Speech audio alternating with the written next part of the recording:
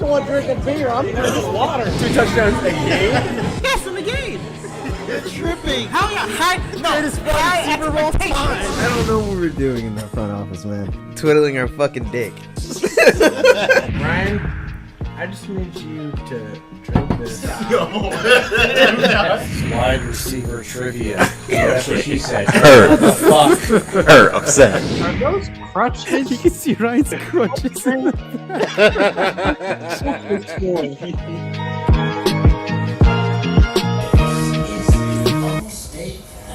What is going on, folks? Welcome back to your favorite show on the internet. This is After Further Background Noise Review, episode 215. I, your favorite co-host, Jim Brown. And I am your other co-host, Malin Dennis. And I'm your other great co-host, Esther. I can't. Forgot the damn name. I'm gonna let June and G Money introduce themselves. Hey, what's up? This is your favorite TikToker, your favorite Dallas Cowboy TikToker, Junebug Spade. Happy to be here. Gentlemen, this is your resident angry old man from the PNW.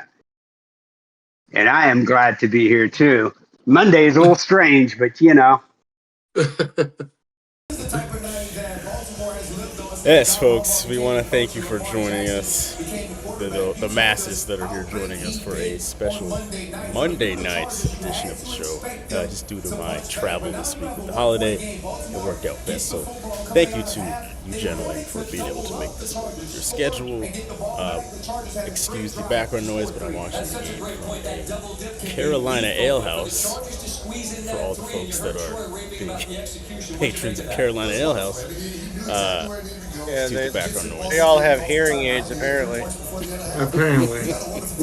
I'm one of the 3 current patrons today, so I don't know why the TV needs to be so loud. But anyway, let's open the show up with the cheers. That's what we do best. So, got it. Hi. But we didn't make enough about how great of coaches they are. How well prepared both of these teams were coming into tonight, and we've seen that execution from both sides. You saw high level execution there from the Ravens to take that 4-point lead. If it's Chargers, It better not actually be water. Ravens did the ball coming out of the locker room. It's Vodka. Sky Vodka. Sky. Streaming on ESPN Plus. Sorry. The Harbaugh brothers, fun family viewing in Screw up the sponsorship. Thanksgiving. We're going to do a shorter show this week, folks. We're just going to do a recap of last week, give our thoughts on what happened, and then the Ride or Die 5, which is primarily a Thanksgiving edition. So, yeah, let's get things kicked off here. Should probably have the rundown. Hey Chris, why are you bicep curling a tree? Called tricep curls, Molly. I gotta get in shape because Target's Black Friday Let's start sales on off now with everything from with trees to beats to Barbies. I gotta get these presents delivered. Cowboys. I knew that one. Cowboys and the Commanders. 34-26 was the final score. Hey, Meta. Washington kind of starting to shoot themselves in the feet at this point. Jude, let's start with you. Did the Commanders cost themselves the division with this 50% loss? off tech, toys, and more. Only at Target. They definitely cost themselves division at this point.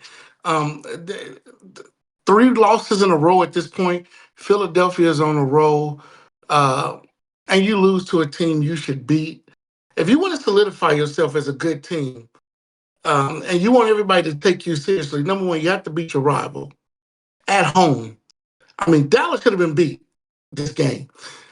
And Dallas has been giving up 35, 40 points a game for the last 5 games. Everybody's been just taking advantage of them. And then you come in, you let Dallas come into your house and just dog walk you up and down the field with the backup quarterback in Cooper Rush. Okay?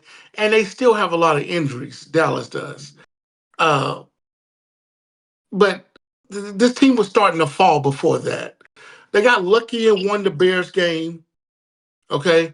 And then the last 2 games before this, they just lost, and they lose again, and now they come up against Dallas. You obviously have a chance to win, and special teams kill you, you know? And so I don't know about this team anymore. I don't even know if this team is going to make the playoffs at this point. They still got some tough games left. Because right now you got to believe they're not going to beat Philly again. Okay, they're not going to beat the Cowboys at the end of the season. Going to Dallas, and then they're just probably going to drop another game. So I don't know about this team.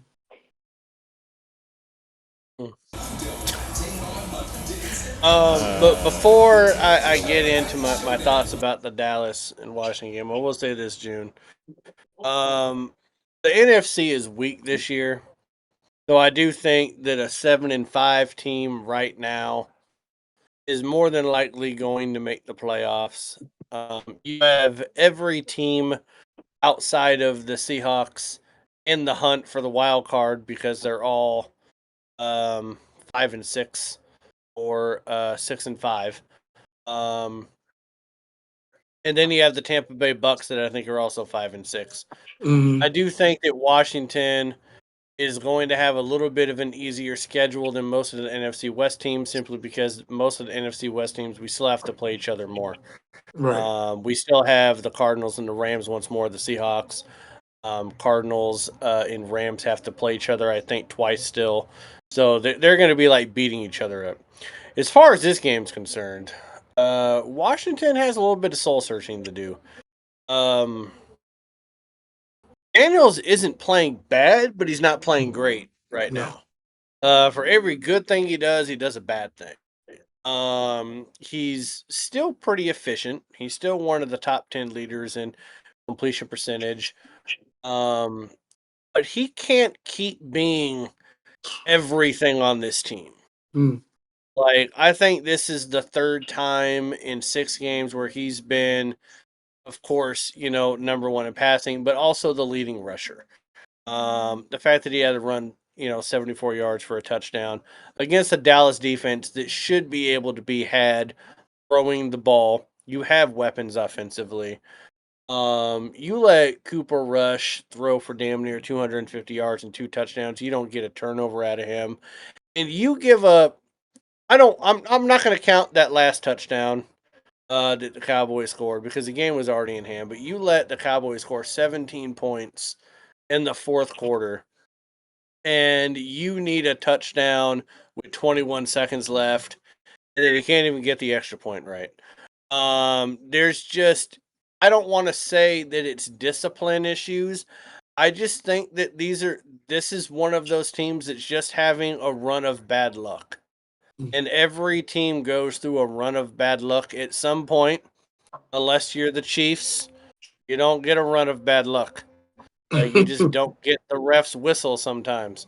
But they're just going through a run of bad luck. Like, how many teams lose? Like, you normally score inside of a minute and you need an extra point to tie the game.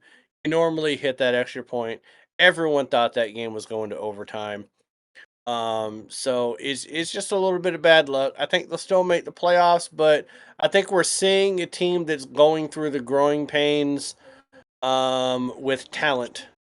And they're a lot better than any of us thought that they were going to be so far.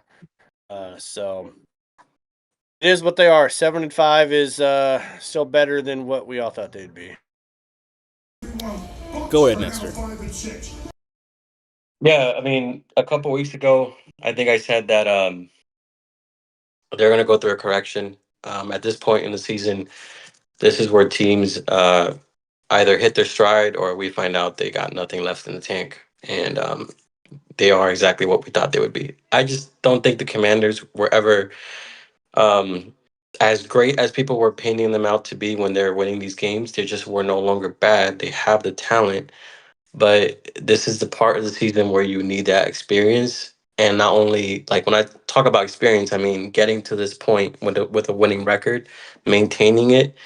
And even though some injuries hit you here and there, you're able to keep up and get well into the playoffs. So they don't have that. And it's just something they have to work with. Like Malin said, it's something new for them, and it's normal, in my opinion. So it is what it is. It's a correction that we were kind of expecting to see. But I don't think they're a bad team. I just feel like they lost the division. as I thought would happen. Because I knew that when I saw the Eagles playing like they were playing, I just knew they would overcome, and the Commanders were going to go down a little bit of a spiral. So, unfortunately, yeah, they're not going to win the division. One more thing, really quick, Jalen, that I forgot to mention. They are one of the few teams left that has not had a bye week, and you have a rookie quarterback. It normally, when you're playing in college, you're playing 12, 13 weeks. And you have a bye week in college at some point, like Annuals and all these people. They've gone 12 straight weeks without any bye. In fact, they don't get one till after Tennessee. So I also think that them just being kind of tired as a young team has something to do with it. Go ahead, G-Money. Yeah, they're not as good as people were saying they were, but they're not as bad as this last game. They're not going to win the division unless something happens with Philadelphia. But I still see them as a playoff team. As Malin said, the NFC is not strong this year. It's not strong at all. And, you know, the special teams played well at times, but you give up freaking kickoff return and for touchdowns. What are we talking? And especially the last one, right?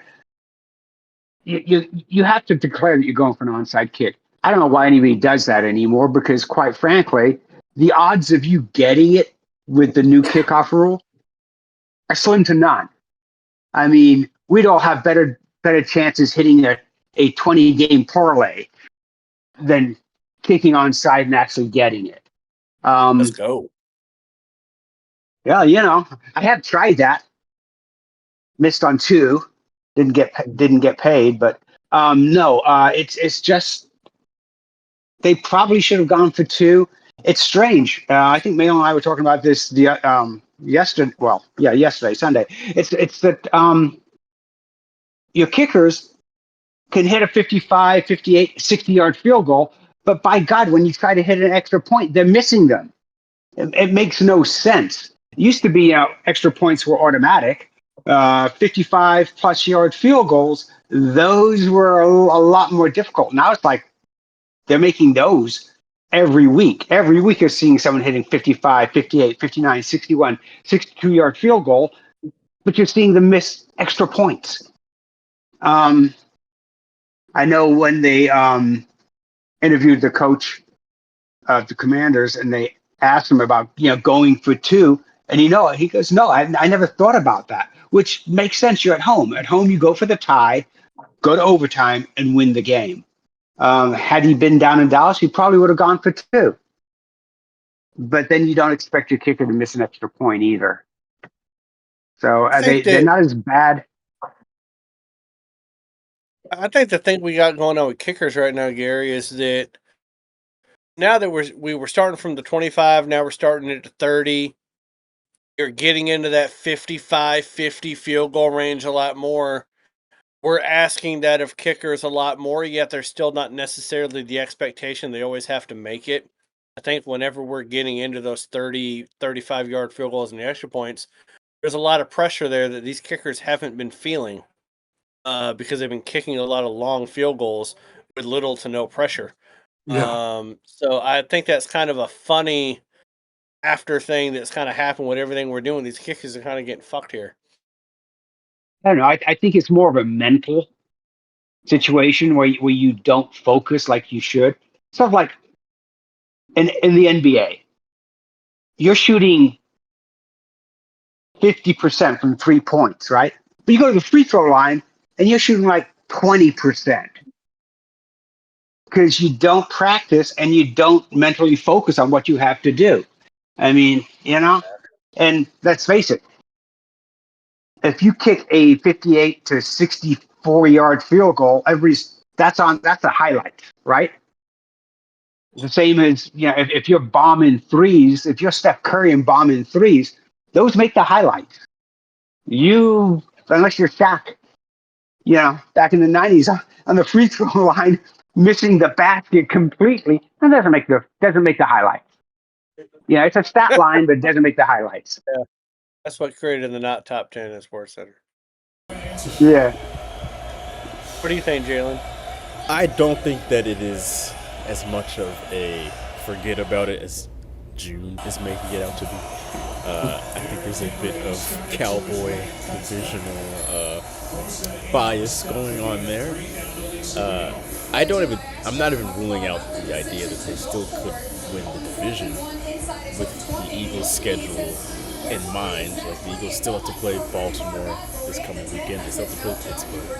And they play the Commanders again the week after that. So I still think that's kind of up in the air, but the Commanders should still make the playoffs. I think this is just a bad game. Divisional game. It happens. We just saw the Steelers lose to their divisional rivals and the much worse Cleveland Browns. It happens. I would like to apologize to Commanders fans, though, because I made that video about Jim Daniels, and he's been ass ever since. So that's just how the show works, unfortunately. Sorry for making the video, but that's just the curse that we provide. But yeah, I think the Commanders will be all right. They'll make the playoffs. It's just a matter of whether they make the division. Man, who are those? What are the names of your best friends that are the Commanders Morgan fans? and Ryan. Morgan and Ryan. Yeah, they probably hate you right now. Hey, let me tell you, I'm gonna say this though. With that, I don't know if y'all saw it, but did you see the hit on Austin Echols on that kickoff return? Yeah, they damn near killed him with 18 seconds My question left is, in the game. I mean, he's probably in Necessary. concussion protocol because he was unconscious. So, is that going to affect him? No, he's been unconscious the whole year, man. Like, it's not gonna do anything to them. He might as well have been in concussion protocol for 12 weeks. Right. Eckler ain't done shit. He did almost die, though. Let's move on to the next game, which is the Packers and the Niners. Packers got beat down 38-10. At the same time, Seahawks handled their business against the Cardinals 16-6. So with the NFC West just being pretty wacky right now, who do you guys think is going to actually win that division once it's all said and done? June, we will go to you first. Oh man, it's too early to call.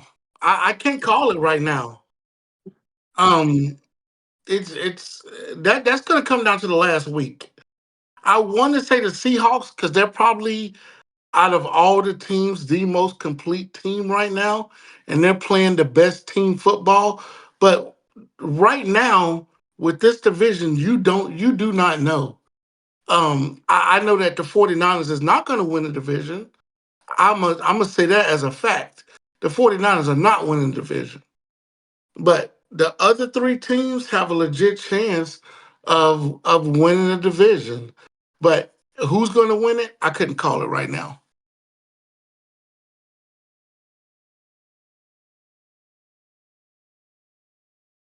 So this we'll know a lot more in 2 weeks because the Seahawks play the Jets next week.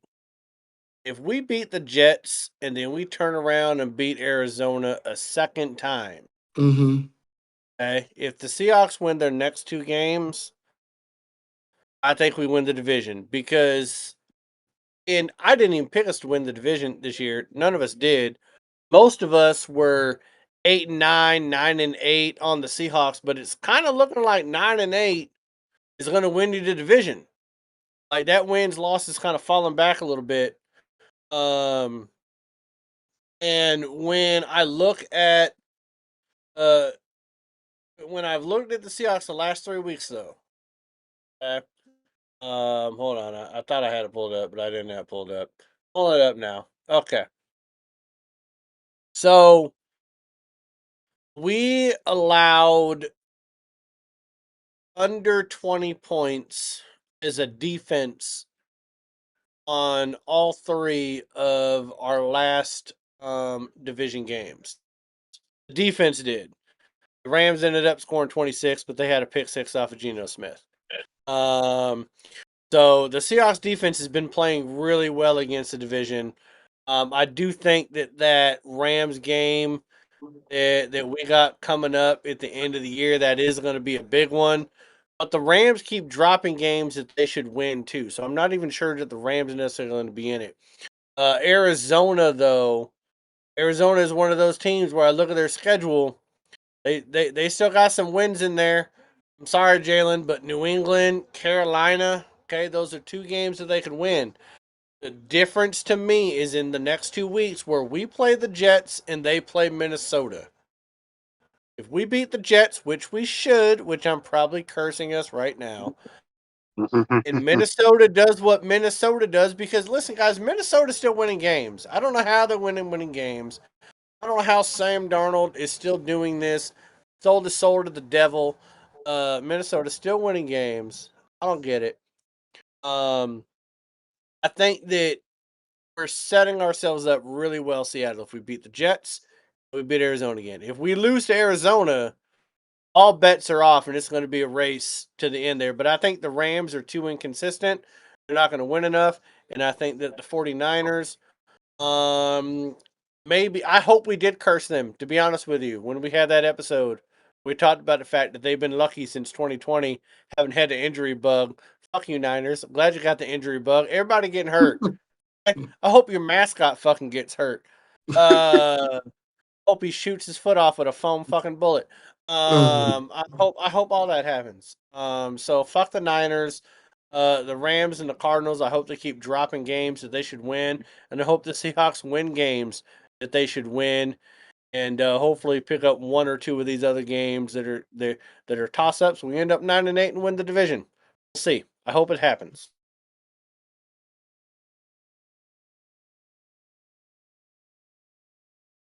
The Cardinals kind of disappointed me because I thought they had something. I mean, I thought they were going to play better football, more gritty football. And I know you guys don't want to hear this, but I've always been very optimistic about Seattle at the start of the season. I was optimistic last season, and I was optimistic this season. I always got them like winning the division, but somehow something happens. Like I don't know how the Rams did what they did last season, but it happened. If you had to, if you're asking me right now, I would say Seattle takes the division. That's what I'm seeing, just because the defense. I like their defense, and if Gino can just play decent ball, I don't see a reason why they're not winning the division. And it looks like to me that the Cardinals are just going downhill. Everything we saw was just somehow good football, but now after 1 game they're downhill. I mean, they won like 3 in a row. Yes. Why are we thinking that Marvin Harrison Jr. and Kyler Murray all of a sudden are going to go on this run and they're going to run wild with it? They played good football for a while, and now it's over. And just went on a run. They and you guys literally had what you consider a run. They won 3 but it's games over. in a row. If you're not doing it when it matters, then it's not even, to me. It's like kind of like my Dolphins when they're going on a run, they're winning, they're one of the best offense. All of a sudden, we hit the second part of the season and we're trash. So Nestor, here's my other question, Nestor. If the Cardinals beat Minnesota, they might, and they beat Seattle, is that a good enough run for you to think the Cardinals are going to win the division? I would think they win the division if they do that. Okay, so you obviously don't think that's going to happen. I think they're going to lose one of those games, most likely. Hopefully, the Seattle one is what I'm hoping most. That's the one I really want. So I would give me the tiebreaker. What warms my heart is the 49ers are on the bottom of that list somehow, even with the same record as everybody else. Oh, I hate that. I'll still take it. I still take it. I enjoy it. So, as far as taking the NFC West, I look at it and I don't want to discount the 49ers, but the way they played against Green Bay, and I know offensively they were missing key players, but defensively they were only missing Bosa, and they gave up. They gave up in the middle of the third quarter. That defense gave up. Yeah. It was like It was like at some point they decided we're done, and let's start booking our trips to Cabo after the season. And you can't do that. You got to play all the way out, even though you don't have your starting quarterback. You don't have your offense doesn't look like it should look. If they don't correct that, then they're definitely not going to win the division. I don't think the Rams, they play, as Malin said, they play too inconsistently to win the division. Arizona, I think they could win the division. I mean, it's possible. I'm not going to count them out. It's crazy that we're saying though. Well, I think one of the reasons I think Kyler Murray, and you and I discussed this, is he's matured as a quarterback and he's matured as a human being. He's more adult-like. Yeah, well, less Call of Duty. He's actually studying film. He's actually coming in early. And so, he's actually being what they expected from him. Seattle's defense, the last 3 weeks, they're playing well. And if Mela and I watched, well, it's actually it's what was his name? The one that we got from Tennessee, right? Yeah, he was number 0, and I know we cut him, and then all of a sudden we're tackling better. It's kind of crazy. It's not all his fault, man. No, well, we got rid of 2 of them. So Ernest Jones, we traded, I think it was Dotson for Ernest Jones and a late round pick, and then we cut the other one. So our linebackers are a rookie, Tyrese Knight, who is playing quite well. In fact, I think our I think our defense is playing like John Wooden's UCLA Bruins. Yeah. Play quick. Don't play fast. So that means is you're quick. You know where you're going. If you watch the linebackers, and man, I watch Seahawks all the time, but last game, they basically stayed like 2 yards off the line of scrimmage so they could cover both gaps. And they're fast enough that when that running back cuts and decides, I'm going to go, instead of going to the A gap, I'm going to the B gap, they hit him. And the other thing is, man, I think the defense is actually getting what McDonald wants them to get and playing how they want. Because they played a lot of man.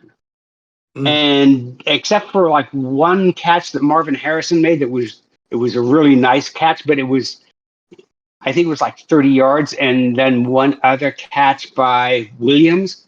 Other than that, they didn't have any huge plays.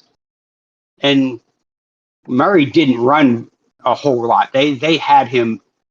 So my thought is, if the defense plays like it does, if our offense can score more than 10 goddamn points, if Geno cannot throw an interception at the most inopportune time, we can win the division. Oh, and if we can actually learn how to run block and run. Because when we saw in the last game, we actually, though we didn't rush for over 100 yards as a team, we did have some nice runs. Charbonneau had a couple of nice runs, and K9 had a couple of nice runs. But they just need to, I think Grubb needs to realize that in the NFL to win, you need to run the ball. This isn't the Huskies in Pac-12, where you can throw your way to victory every game. You need to utilize these guys. You need your O-line to block. And I'm thinking, now that they're for the most part healthy, except for our left guard who went down, Bradford went down and got replaced by a rookie, and we had some issues there. But I think if we can just have some continuity on the O-line, maybe Geno doesn't throw those dumbass interceptions, and the offense scores more than 10 points a game. We're not relying on the defense to do a pick six or anything of that. So I think the Seahawks have that opportunity. The window is there for them. They just need to kick it in and walk through it.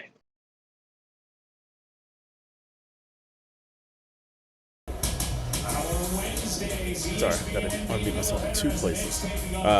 I cannot see, obviously not the 49ers, but I really don't see the Cardinals making it either. It'll be close, but I do think this is the Seahawks division to win here. Because, like Malin said, as long as they beat the Jets, they should be in there. And the Jets are very bad. Very bad. So basically, as long as the Seahawks handle their business, they should be through. Unfortunately, I would like to point out that the very last win that Daniel Jones has as the quarterback of the New York Giants is against my Seahawks in Seattle. So it's not like it's out of the fucking question. Never out of the question. Carolina almost beat Kansas City. I mean, it's any given Sunday. Fuck this up, Jalen. You should beat them. That's why I said should. Should. If we don't, I'm going to drink a fifth of bourbon. I guarantee you that. So, yeah, Geno Smith, get to it. You've been summoned in this one. Help my zipper out, Geno. Last game on the recap here. Browns and Steelers. This was a great game on Thursday night. 24-19 is the final score. Great snow game in the second half. Just a really great one all around. But my question to you guys, will Pittsburgh or Baltimore end up winning the AFC North? June, we will start with you. I'm still going to give the edge to Baltimore. I still think they're the better team. And Baltimore is one of those teams, they can get on a run. And we've seen it with this team. They can peel off 7 in a row so quickly. And I think they'll end up winning this division. Pittsburgh is good. I still think Pittsburgh is like that steadfast, steady team. And it's a team you do not want to face in the playoffs. Because they could just beat you. But as far as winning division, I'm going to still give that edge to the Baltimore Ravens. I still think they're just the better team overall, talent-wise, despite the uncharacteristic losses that they have. I still think they're the better team. But Pittsburgh is a good team.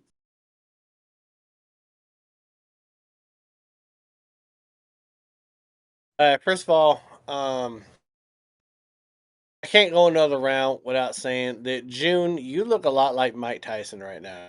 You're scaring the shit out of me. You look like Iron Mike right now. If you could just beat the shit out of Jake Paul, America would be happy. Okay, so Baltimore, Pittsburgh. Here's the reason why I'm going. Well, there's two reasons why I'm going to go with Baltimore. One, Russell Wilson has either played a little bit worse or flat his last 3 games. Okay, he did put Pittsburgh in a position to win against Cleveland, and that was a great game. I mean, aesthetically, if you love football, yeah, Cleveland, Pittsburgh, snow, those two teams going at it. That was just perfect. Just Thursday night football is beautiful. Russell Wilson put him in position to win, and then there were a couple calls that helped Cleveland get in there. First of all, I don't think there's a better hype man or a more positive person in the NFL than Jameis Winston. I don't know if you guys saw him mic'd up. He came out singing Christmas music, telling everybody how great it is. Somebody from a kid from Alabama playing in the snow.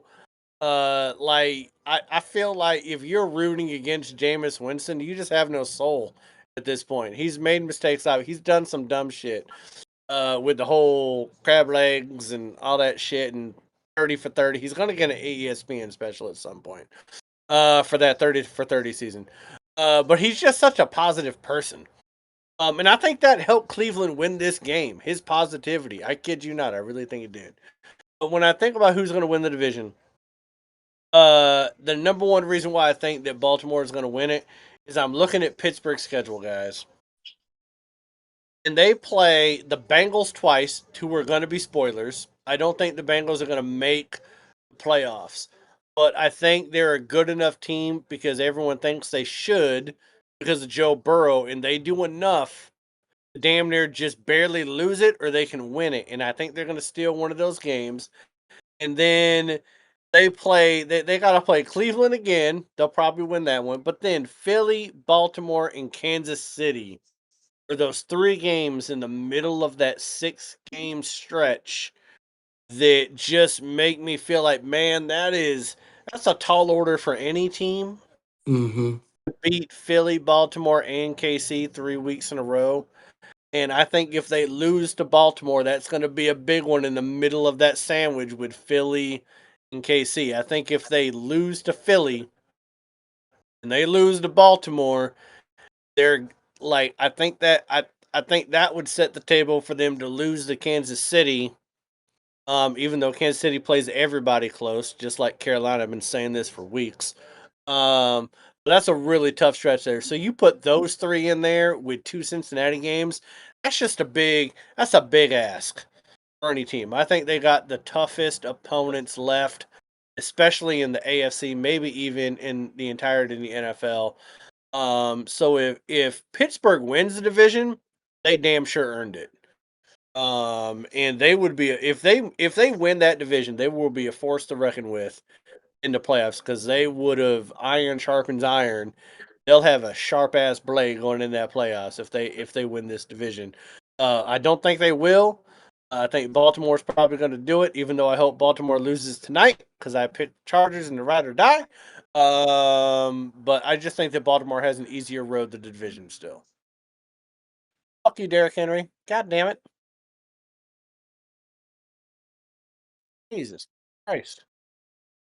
Yeah, don't the Ravens play the Giants in this next few games? I feel like that's what it comes down to the schedule.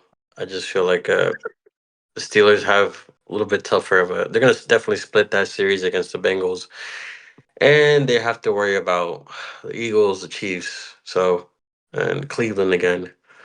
So yeah, I loved what Jameis Winston was all the antics and the positivity in that game. Like when you saw the videos that people were posting on TikTok, it kind of wanted to make you like actually like had gone to that game because like the snow, it just looked like a really good time, and that man made the best of it. So yeah, I think props to what coaching and Russell Wilson have done for the Steelers, and a little bit guys like Najee Harris not been as bad as previous years. Stepped it up a little bit.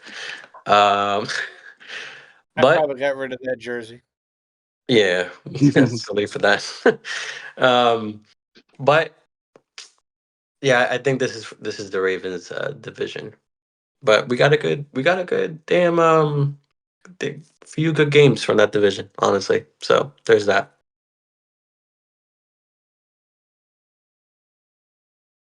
Yeah, I'm going with Baltimore. Pittsburgh does have the toughest schedule. And anybody know the last time Tomlin beat Cleveland? Yeah, he's never beaten Cleveland. Never beaten Cleveland. Never. And he had some good teams. I mean, really good teams. And Cleveland had some worse teams than they have now. He has never beaten Cleveland. That's In Cleveland? In Cleveland? Yeah. Oh, in He's never beaten Cleveland. Cleveland. Yeah, no, he's never beaten Cleveland. Oh, yes, he has. Mike Look Tomlin's it been up. there forever. He's had to have Yeah. beaten Cleveland. No, You would yes, he think that, has. wouldn't you? No, G Money. G Money. He no, G Money. Somebody's lying to you, man. Somebody's lying to you. That's a bad stat, man.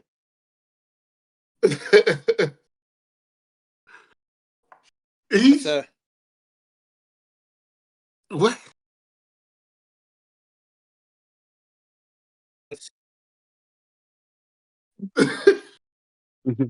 a bad stat.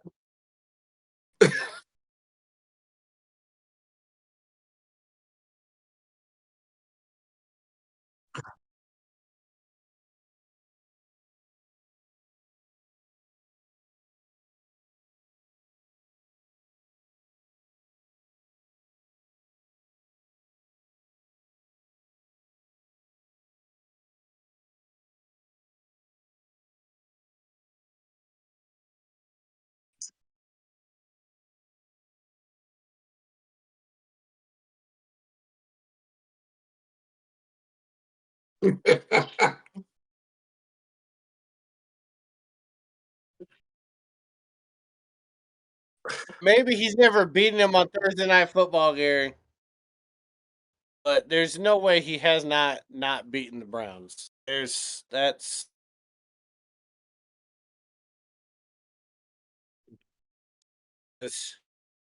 I'm gonna figure this out. We can go into whatever we want to, but we're gonna.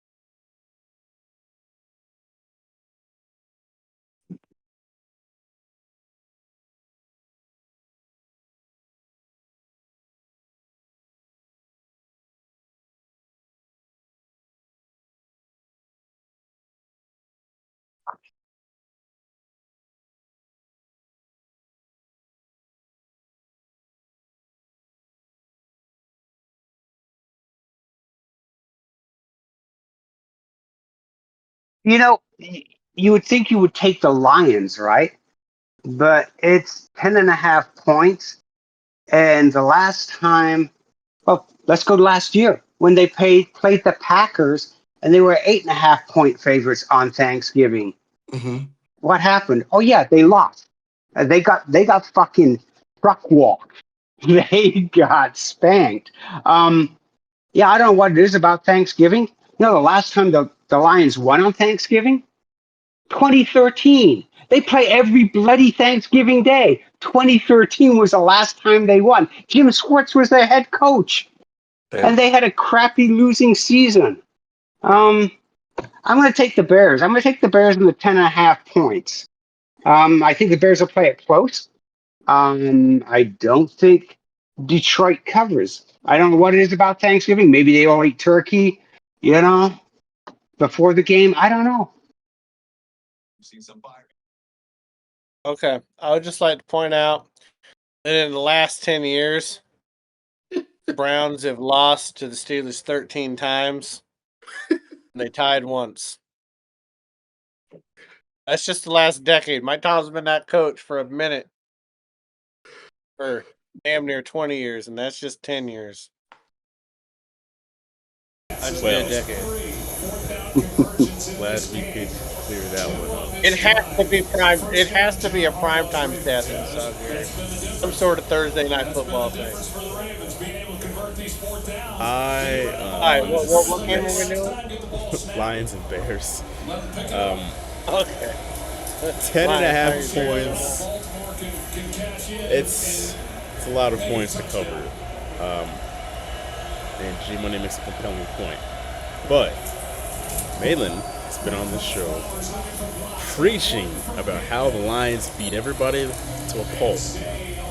So I'm going to trust that this narrative is true and that the Lions are going to not just win at home on Thanksgiving, but do it convincingly by at least 11 points.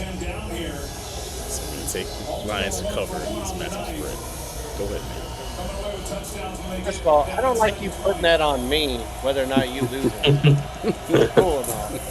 You're gonna act like we didn't all take Detroit with like 13 points a week before, and we all made out like bandits on that win. This is a team that's just better than the Bears, and they put the throttle down the entire damn game. This is not. The main reason why I'm gonna take the point spread with Detroit on this is now I will say, Jalen, in the rundown you put them both as 10.5 point favorites. I'm really thinking you meant that Detroit's a 10.5 point minus 10.5. You put both of them at plus 10.5, but Detroit's minus 10.5. I'm assuming, right? The Detroit's going to do this because they're not going to pull their starters out, especially in prime. They never do. They run up the score on everybody. And Chicago is just inconsistent where Detroit has not given me any reason to believe that this game is going to be close. I know the history on Thanksgiving is what it is, but you're putting Detroit in Detroit. It's not like they're going on the road to Soldier Field at the end of November, and that could stifle that offense a little bit. I think that Detroit's run game has scored a touchdown in 24 consecutive games. Montgomery and Gibbs are just all over the place. Freaking Goff didn't even have to throw a touchdown last week. That's how good Detroit is right now. So I'm gonna go ahead and take Detroit with the minus 10.5. Caleb Williams, I'd have 190 throws without an interception, but it's not going to matter because the offense just isn't there, and that defense is playing great. So I'm going. God damn it! Oh, they're saying no. Okay, good. Andrews is out. Yeah, I think Detroit's going to win this game. Nestor, go ahead. I have to agree with G-Money. I just don't trust these spreads this week. And I think Chicago has a pretty decent defense on most days. So the only thing that always worries me is Caleb Williams and the way that offense works, that it's just going to, eventually defenses give up. Like, people don't want to go with a torn ACL to Cabo. So, they I feel like they have a right at a certain point when the offense is not, functioning well to just give up. So I think somehow the defense will do enough. Nobody's going to want to get, do too much, and they'll keep it within that, I'd say 7 or 8, but that I just don't trust that spread personally. So give me Chicago.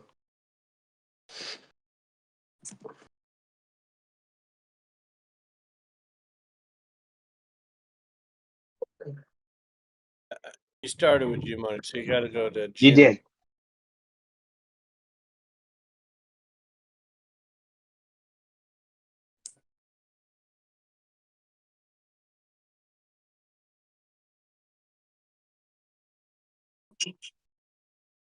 You got to unmute yourself, though, June. Oh, I usually, because I'm never on this segment, so I would just listen to you guys. But anyway, I like the Iron Mike with that CTE. Go ahead. Yeah. No, the 10.5 is a lot of points, but after watching Detroit this season, if any team is going to pull it off on Thanksgiving Day against a rookie quarterback who's never played in this type of spotlight before, I gotta give it to Detroit to cover the spread. I think not only do I think they do that 10.5, we may see 17 to 20 point blowout in this game. So I would take Detroit all day long with that 10.5.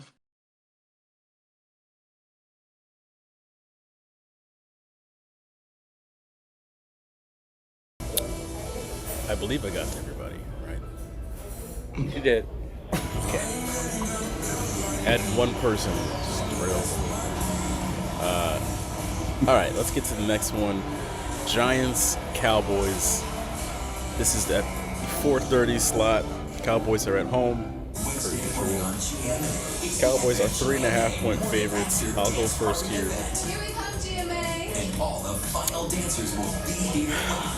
It's a tough one. I went back and forth here, but I'm going to trust the Cowboys being at home with Cooper Rush coming off a little bit of confidence boost. It was a fluke against the Commanders. The Giants have absolutely nothing to be happy about or to have any kind of momentum. It's Thanksgiving.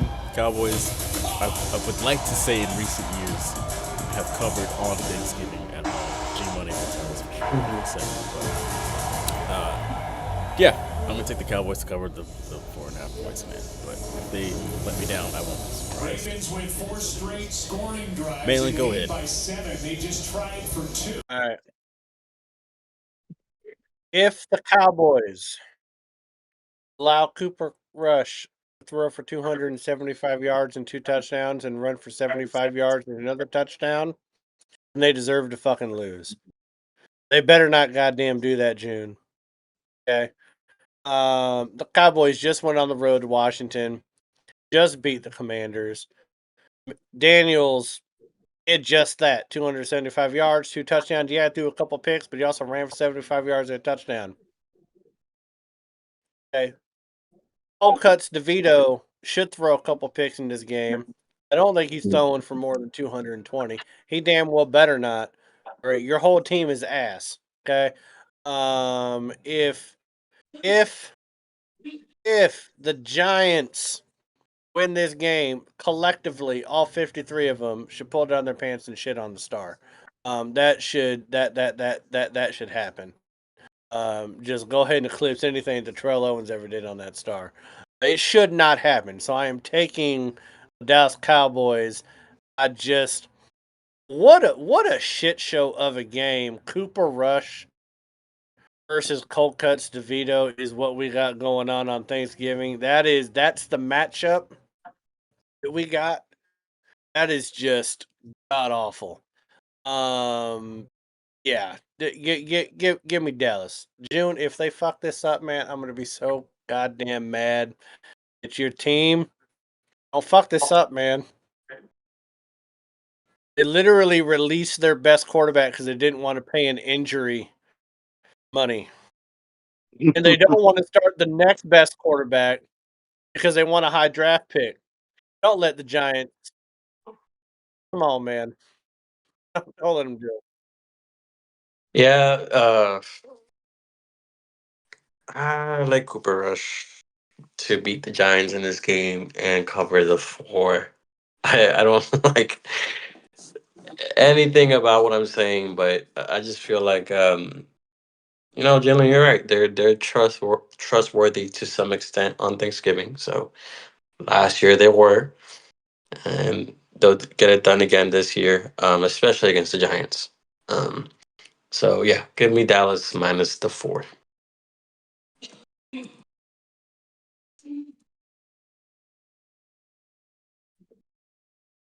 Oh, yeah. I mean, yeah, we should win this game. I mean, the Cowboys haven't won at home all season. They're looking for a win at home. This will be the time to get that win on Thanksgiving Day. The Giants are not trying to win. They want that number 1 draft pick. And they're going to do what they can to make sure they lose that game. So the Cowboys by 3 all day long, 3.5, whatever it is, all day long in this game. The Cowboys win.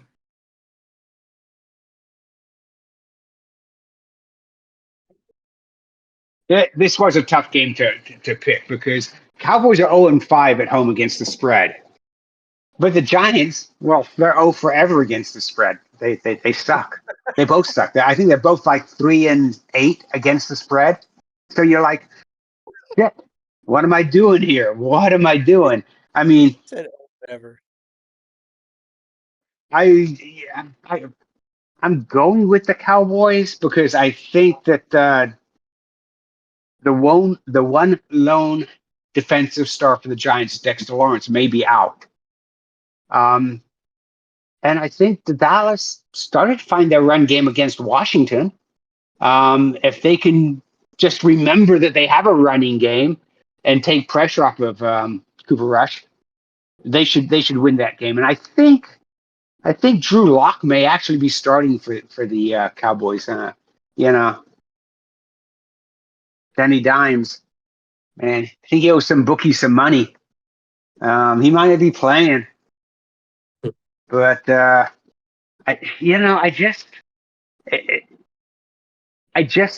can't pick the Giants. I just look at them and go like, you guys are a mess. I mean, you're not as bad as the Jets because the Jets had a legit top 10 defense and ostensibly an MVP at quarterback. You had nobody, and your defense is okay.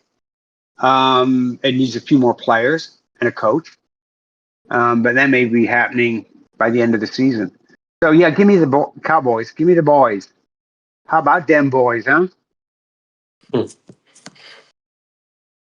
Hey, real quick, Jalen. Real quick. It's only 10:30. We can go and ask this question. Where do you guys think that Vanilla Vic's going to end up? Who do y'all think is going to pick him up? I mean, but why? Why would they? Jets, Jets. Yeah, that would be funny as hell. But I can't see the 49ers picking him up. They've got too much money sunk into everybody else. If you pick him up on waivers, you don't got to pay him anything. I thought you that still puts have to the pay him Giants like. on the. No, you put the Giants on the hook for all of that signing bonus and all that crap, especially all the injury stuff. If he goes on waivers, you're not picking him up with the contract. That's only if you claim him during waivers. I mean, I So could see. he could go anywhere. I mean, yeah, Cleveland could possibly do it if they Go to wanted the to. I mean, Raiders. they've done. They have nobody. Oh, the Raiders. Yeah, true. Yeah, the Raiders definitely could go that route. I'll tell you guys this. I think that Vanilla Vic is nothing more than Trey Lance with more playing time. I think both of them are just dog shit. So you might end up on the Cowboys, is what I'm saying. So that's that. I think Seattle needs a quarterback. I mean, that would be the. I mean, that would be the most Jerry Jones thing. Would be picking him up. But here's the reason why. Because if he signs on Monday or Tuesday, he's going to be a practice squad player, so he gets reps. The Cowboys playing the Giants on Thursday night get you some info on that team. You're not paying him anything. Like I said, you pick him up on waivers, you only got to pay him to vet minimum. And you got Cooper Rush going right now and Trey Lance out there. I think Danny Dimes. It's not going to happen. Hey, if it happens, not going to happen. If it happens, Jalen, you're making a video of what I just said. Because I'm Nostradamus. It's not going to happen. It's not going to happen. If it happens, you're making the video. We just picked up a quarterback. Yeah, who? You don't even know his name. I don't know his name, but we just picked up a quarterback. The Cowboys just picked a quarterback. All right, let's keep going.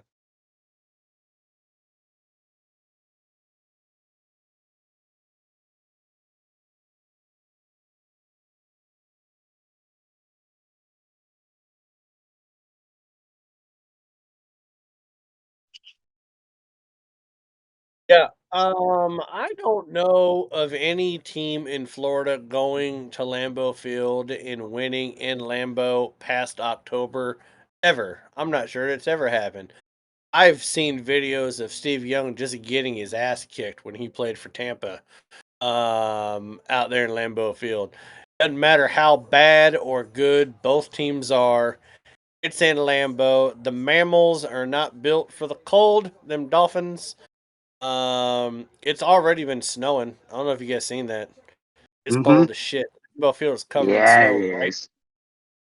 They just beat the brakes off the Niners. I know the Niners didn't have Brock Purdy and a couple other people, but I think that weather is enough to stymie whatever the Dolphins have had going for them. That Dolphins team just does not seem like a team that's built to play in those types of conditions. That's why they always lose in the postseason. So go ahead and give me Green Bay minus 3.5. Go ahead, Nestor. Tell me why I'm wrong.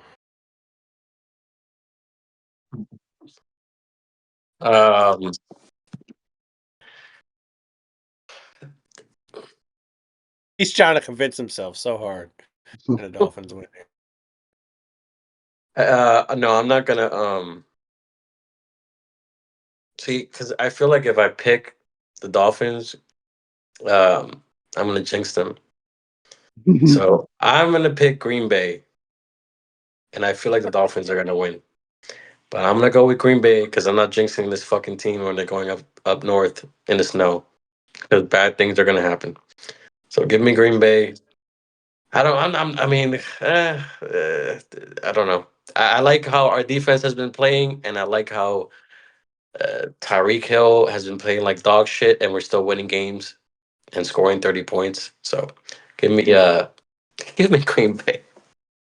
The fact that it's a night game too, it's gonna be cold as shit. Yeah.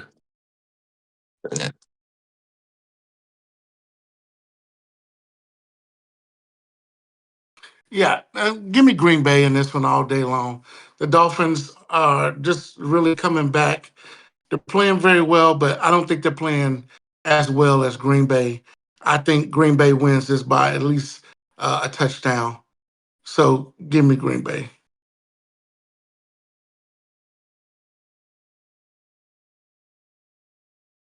So the temperature at kickoff is supposed to be 30 degrees. Tua is 0-3 in temperatures of 48 degrees and lower. And the Dolphins historically are 2-20 in temperatures of 48 degrees and lower. 2-20. That predates Tua. That predates. That's going back to the freaking 90s. He can kiss my Yeah, ass. Reno. 30 degrees. we already know that the Dolphins don't play well in cold weather. They don't. Yeah, give me the Packers. Give me the Packers all day. I'll wear a fucking cheese head.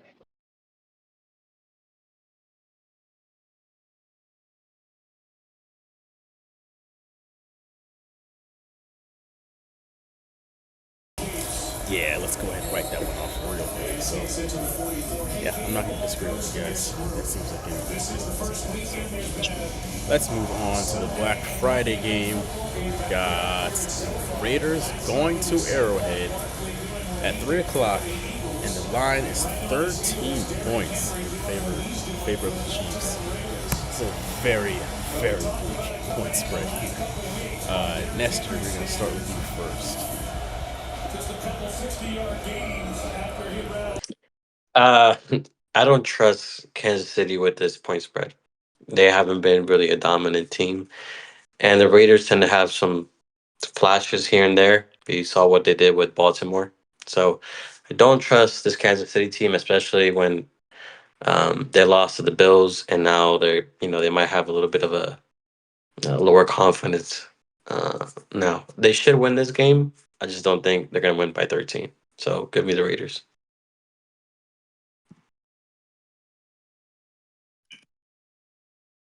Remind me again where they're playing at. Arrowhead. Kansas City. Okay. And Gardner Minshew is now out for the rest of the season with a broken shoulder. So they're going to be playing with a backup quarterback. Yeah, Kansas City going to win this by 13 points or more. They're not losing this game by it's going to be they're going to take a 2 touchdown, maybe 3 touchdown lead and game. The Raiders don't have the talent to go up to Kansas City and keep this game close, especially not you got to start another quarterback. With going to Minshew, I would say the Raiders lose by 7 or 8, but with them having to start a new quarterback going to Kansas City, there's no way in the world. And on a short week, no, not going to happen. Kansas City by 13 or more and more.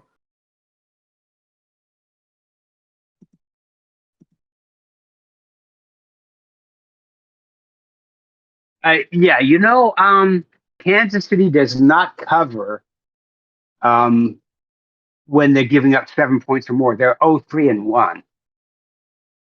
So I don't care if frickin' the Raiders sign fucking Jones and put him in right away.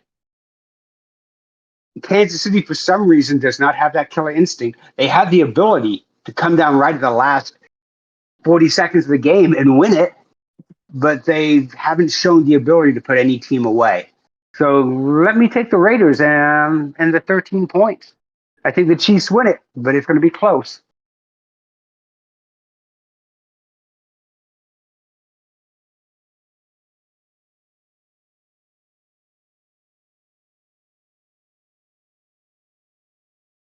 Okay. You just put it all on me. Okay.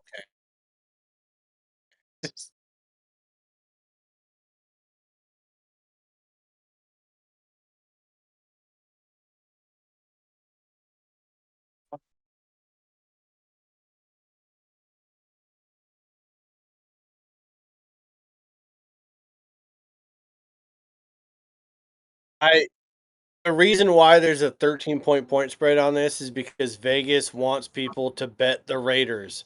They're trying to equal out the money on this so they don't take a huge loss. Yeah, because honestly, Kansas City has beaten one team by 13 points this year, and that was New Orleans back in October 7th. It's the only team that they've beaten by 13 points, and they won 26-13.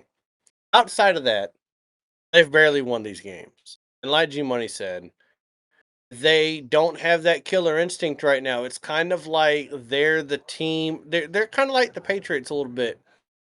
They know that the season really starts in the postseason. Lions right now, I'll take a huge point differential with Lions all day because they're trying to show people something. They're trying to blow everybody out. The Chiefs don't really care. So I think they're going to win, but 13 points. I mean, you only beat them 27-20 the last time you played them. I don't care who the quarterback is. That tight end, what's his name? Bowers. He might be losing all his hair, but one thing he's going to gain is probably a touchdown in this. I don't know if you guys seen his head, man, but he balling his shit. So I'm going to go ahead and take the Raiders with the plus 13 on this. I just don't think Kansas City cares to blow people out. If they get a 7 or 10 point lead, they're just going to start running the ball to kill the clock out. Raiders might score a touchdown late, and then all of a sudden Mahomes is going to have to do some Mahomes shit. Or I don't think it's going to equal out to 13-point win. So I'm going to go ahead and take the Raiders into plus 13. It's a wild point differential. Wild. I look at that and I have to think that Vegas is wanting more money on the other side of that one. And then we started with you on that one, right?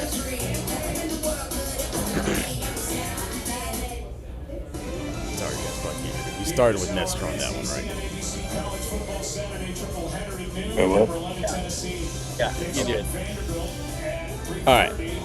Last but not least, we're going to Philly and Baltimore. This one is in Baltimore.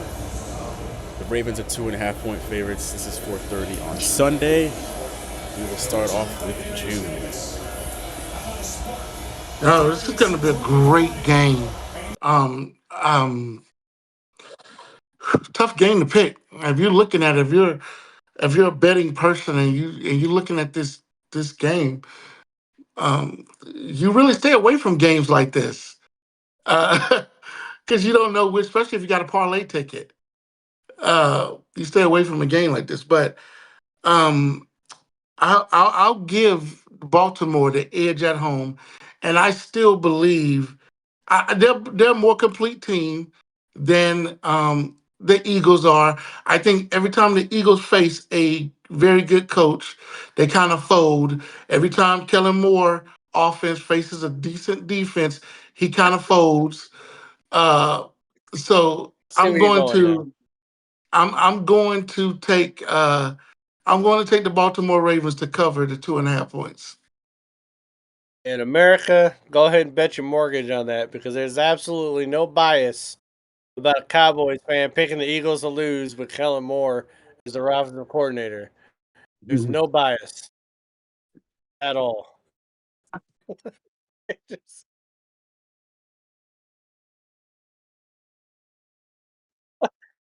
It's not even Kellen Moore, man. It's any former coach. But Kellen Moore, man, he must have tried to send some anthrax to his home or something, man, because he hates that man. He hates him something fierce.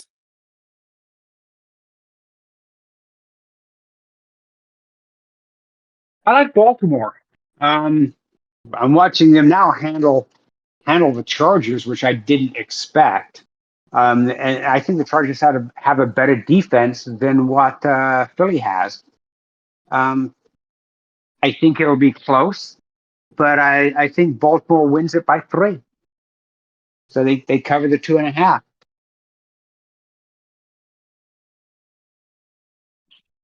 I am going to agree here.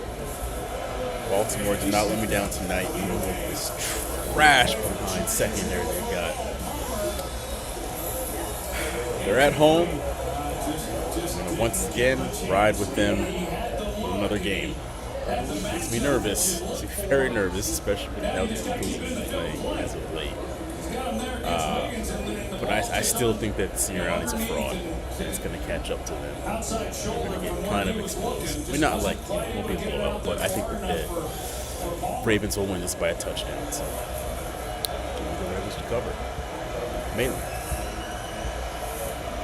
This is one of the trickier games that you've picked in probably like the last year, Jalen, because you're talking about team that is lost 4 games versus a team that's only lost 2 games. Saquon Barkley already career high in rushing yards, averaging 6.2 yards a carry. I am really hoping we see a Derrick Henry, Saquon Barkley just slugfest between those two. I love the fact that Saquon Barkley is in conversation for the MVP. I think the other MVP leaders, especially Lamar Jackson's kind of fallen back a little bit. Saquon Barkley is the reason why this team is 8-2. We thought he'd be hurt by now. He's not. He's running like crazy, 255 yards last game. When I look at their schedules, though, the Ravens, they've beaten Buffalo. They've beaten Cincinnati twice. They beat Tampa Bay, which the Eagles lost to earlier in the year. When I look at Philadelphia's schedule, yeah, they're 8-2, but they beat Green Bay at the beginning of the year. They beat New Orleans after that. Those first 2 weeks where New Orleans was like on fire, right? But here are their wins since then, because they lost to Tampa Bay 33-16. They've beaten Cleveland, the Giants, Cincinnati, Jacksonville, Dallas, Washington, and the Rams. There's not, outside of Green Bay, which they beat in Brazil, they don't have a Buffalo type win on their schedule, right? So I don't want to call them frauds because they're beating who's ahead of them. But Philly's been beaten up on some kind of mediocre teams, and Baltimore is not a mediocre team. I'm going to go ahead and take Baltimore on this. I was kind of leaning Philly a little bit. Well, I've seen what Baltimore has been doing against the number 1 ranked defense in the NFL, which is not good because I'm about to lose in the ride or die in 5, and that kind of pisses me off. So I'm going to go ahead and take Baltimore in this one. And this is one of those, Jalen, where you better be right because you kind of convinced me a little bit on this one. So you can throw it at me. If you lose to I guess it's my fault. But this one will be your fault, sir. One will be your fault. A little bit of accountability here. I love it. Nestor, we will finish off with you. I like Philly. I like that. I like how Saquon Barkley is playing. They should play really great, but I feel like that defense is going to stop him. They're probably going to stop him. So give me Baltimore minus the 2.5, and I just can't bet against them. So yeah, they're probably going to lose anyway. Give me Baltimore. The fact that we all picked Baltimore, that doesn't make me feel good. No. That's unreal. Oh my gosh, it's true. Doesn't make me feel good. So let me recap here. So we're all taking, there's a lot of agreeing here. We're all taking the Lions to cover 10.5 points. We are all taking the Cowboys to cover 4 points. We're all taking the Packers to cover 3.5 points. Everybody besides June is taking the Raiders and the 13 points. We're all taking the Ravens to cover 2.5 points. That sound accurate? Wait, G Money, did you take Chicago or Detroit? I thought you said we all took Detroit. I took the Bears. I went with the Bears. Because him and I were talking about that last night. The rest doesn't sound right. All right. Oh yeah, that is it. That is it's gonna be interesting. Very interesting. Well, that will do it for this week's episode. Is there anything else you guys want to mention? I would just like to say that I hope that everybody gets to, have some fun. Hope the turkey's not too dry. I'm spending the week with my kids, so I'm gonna love every minute of it. Jim Money, I know that you got to work on Thanksgiving, but you're gonna have some steak and lobster on Friday. No matter what happens on these 2 Thursday games, you're gonna have yourself a nice Friday. But I hope everybody has a great Thanksgiving. Honestly, so we deserve it. This is one crazy year. I can't believe we're already here at Thanksgiving in 2024. I'm really quick. I know. Pretty crazy. Yeah, hope everybody has a very, very good Thanksgiving. Safe travels to everybody. And hey, we can talk to you all next week. Normal time, Wednesday night, 9:30 p.m. Eastern Standard Time. See you all then. Peace out. Peace.